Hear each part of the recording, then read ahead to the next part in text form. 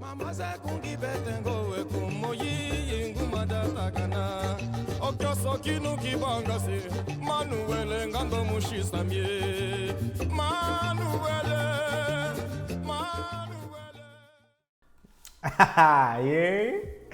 Two Left Feet Podcast coming at you with another video. I recently saw this question posed by this individual. They started their social dancing career with salsa, and now they were very eager to transition into bachata. And they wanted to know if anyone had any hints or tips on how to best make a smooth transition into becoming a bachata legend. I really want to start this off by asking you all what would you say to the individual who wants to make a smooth transition from salsa to bachata? What hints, what words of wisdom, what advice could you give them to make them the best dancer possible? I think I'm going to start this out, and I think what is most important and most beneficial to anyone who is new to any endeavor, any hobby, any undertaking that you are pursuing, it is super important to take things slow. Super important to take things slow. Be kind to yourself, be gentle with yourself, be nice to yourself, man, and understand that Rome was not conquered in a day, man. You are not going to become the Grand Master, the Grand Wizard, the greatest of all time in one day. It takes time, patience, and effort. Consistency. These things are super important. So please, when you're first starting out, take the time to learn the basics. That's probably like 1A, this is 1B. Learning the basics and trying to master the basics. You will not get it in one day. It takes hours, days, months, years to perfect your craft.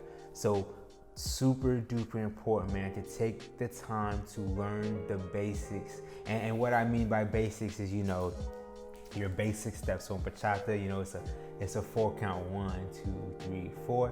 1, 2, 3, 4. It's a 4 count. Learn your basics. Learn how to properly lead a right turn. Learn how to properly lead a left turn. But super important, man, are the fundamentals, man. These things are so important. And you'll ask me, why? Why are the fundamentals so important? And the question is because everything builds upon the fundamentals. Yes, I know the fundamentals are not flashy. They are not the most exciting things to look at, man. But I'm telling you, if you want to become a great dancer, you have to establish those fundamentals, man. And I know it's kind of cliche, but if you really think about any attribute, any skill, any hobby that you undertake, man, if you think about it as a house, what is the most important thing is the foundation. If you build it on a shaky foundation, it will crumble. But if you take the time to build the foundation proper, stable, and you do it correctly, you do it right, man, everything else falls in line proper. So it is so important to take the time to learn the basics and master them, man. Just to keep going along those lines, man, it's super important to, one, yes, practice by yourself, but as we know, we are social dancing, and that is a social sport, man. So you're gonna have a partner. So it is one part dancing by yourself, and it is another part practicing with a partner. Super important, man. If you're able to get a partner who you can practice with on a regular basis, man, that can expedite your learning process so much, man. It can help you get better a lot quicker. If you have a person to practice with and you practice consistently, weekly, daily, you will see your talent level, your skill level become that much better in such a shorter amount of time, man. I want to add that, for transitioning into bachata, if you're starting in bachata, if you come from salsa and going into bachata, understand that bachata is, I guess I could say, it's reversible. And what I mean is that anything you can do in one direction, you can do in the other direction. So just keep that in mind. You don't have to wait for that first 8 count to do something. And I might not be explaining the best, but just understand that bachata, in my opinion, it offers a little bit more freedom in what you're able to do than salsa. And people will argue with me, that people have their opinions, but you know, it's just, bachata is a little bit easier to learn, it's a little bit easier to execute, it's a little bit more forgiving. And so just keep that in mind, man. You have, you know, more room to play with in the beginning stages of bachata, man. If you want to improve your bachata, super important, man. 1A, 1B, this is 1C, listening to the music. Oh my goodness. For any social dancing, oh my goodness, musicality.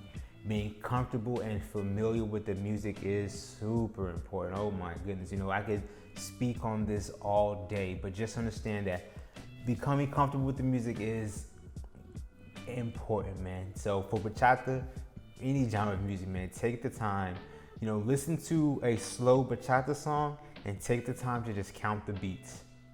Super important, super helpful for you to just get familiar with it.